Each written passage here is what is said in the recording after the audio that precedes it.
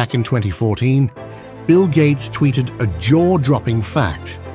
China used more cement in just 3 years than the US did during the entire 20th century. Yep, in just 3 years. China's rapid and unstoppable rise since it started economic reforms around 1980 is one of the most significant economic and geopolitical events of our time. Some economists have even called it the China miracle. If you're wondering how China developed so fast, just check out this picture of Shanghai from 1990 to 2010. In just 20 years, it transformed from a small village into one of the largest cities in the world. China's rapid growth has left many people, including economists, scratching their heads. How did a nation with 1.4 billion people transform so quickly from a struggling agricultural land into a formidable industrial powerhouse when so many smaller nations, with seemingly better conditions, haven't managed to do so? It's not about the size. India has a similar population, but hasn't grown nearly as fast. Some might think China's growth is all about opening up its economy in the 1980s. But other countries like South Korea, Japan, and India did that too. While those reforms were crucial, they're not unique to China. Others argue it's because China became a manufacturing giant, leveraging cheap labor and globalization. But lots of developing countries have cheap labor and are part of the global economy, yet they haven't seen the same explosive growth. So what's the secret behind China's rapid development? To really understand it, we need to dive into the fundamentals of what drives an economy. It boils down to 3 core factors: investment, education, and technological progress.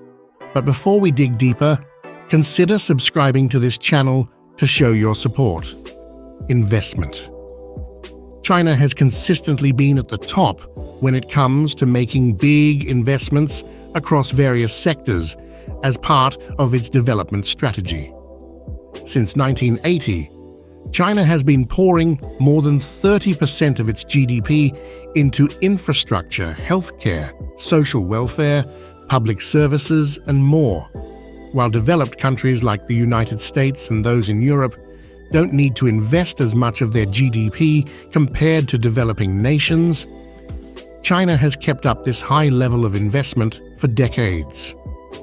One of the most noticeable and impactful areas of investment in China has been its massive infrastructure projects. The government has pumped substantial resources into building and upgrading everything from high-speed rail networks and highways to modern airports and ports. For instance, China now boasts the largest high-speed rail network in the world, connecting major cities and economic zones at incredible speeds. These investments have greatly improved domestic connectivity, making it much easier and quicker for people and goods to move across the country. This improved infrastructure has also boosted international trade, as modern ports and efficient logistics systems make exporting and importing smoother and more cost-effective. But where did China get all the money for these investments? The answer lies in foreign direct investment, or FDI, and state-owned enterprises, or SOEs. China has been highly successful in attracting FDI, which has played a crucial role in its economic transformation. The creation of special economic zones was a game changer. These zones offered tax incentives, fewer regulations, and a more business-friendly environment, making them highly attractive to foreign investors. Cities like Shenzhen, which went from being a small fishing village to a bustling metropolis, are perfect examples of how SCZs have driven growth. FDI has brought in not just money, but also advanced technology, management expertise, and access to global markets. Multinational corporations like Apple, Microsoft, and Tesla, which have set up operations in China, have spurred local industries, created jobs, and encouraged the transfer of technology and knowledge. This influx of FDI has been a major driver of China's rapid industrialization and modernization. State-owned enterprises have been another key part of China's investment strategy. While many countries have moved away from state ownership, China has maintained and even strengthened its SOEs, especially in crucial sectors like energy, telecommunications, and transportation. These enterprises have received substantial financial support and policy backing from the government, enabling them to tackle large-scale projects that might be too risky or expensive for private firms. For instance, SOEs have been essential in building China's high-speed rail network and expanding its energy infrastructure.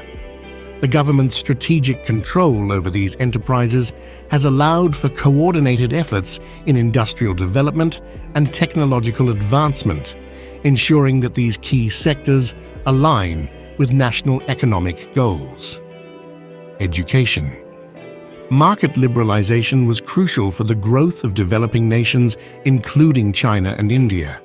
However, China's successful development strategy was built on two main foundations: investing in its people and promoting gender equality, areas where India has fallen behind.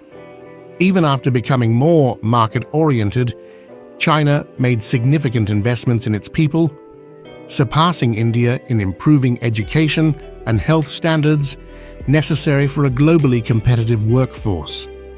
According to the World Bank's 2020 Human Capital Index, India scored 0.49, lower than countries like Nepal and Kenya, despite being wealthier. China scored 0.65, comparable to much richer nations like Chile and Slovakia. While China's female labor force participation rate has decreased to about 62% from around 80% in 1990, India's rate has dropped from 32% to around 25% over the same period. China is also well prepared for future opportunities. 7 Chinese universities are ranked among the world's top 100, with Tsinghua and Peking in the top 20. Chinese scientists have made significant advances in fields like chemistry, engineering, and materials science, and are poised to lead in artificial intelligence. As shown in the figure, Chinese researchers, both in academia and industry, are rapidly producing high-quality patents. Overall, superior human capital and greater gender equality have contributed significantly to China's higher total factor productivity growth. Technology. So once a country has good infrastructure and thriving human capital, it can then make significant technological progression. In the past few decades, China has been learning from the rest of the world about technological innovation. When a company wants to enter the Chinese market, the Chinese government can compel the firm to share its technology with Chinese companies. And one way to do that is by requiring foreign companies that want to operate in China to form joint ventures with local companies. For instance, the transfer of high-speed rail technology to China has been pivotal for its infrastructure development strategy. Japan's Shinkansen technology, renowned for its safety and efficiency since the 1960s, was adapted through partnerships with Chinese companies like CRRC Corporation.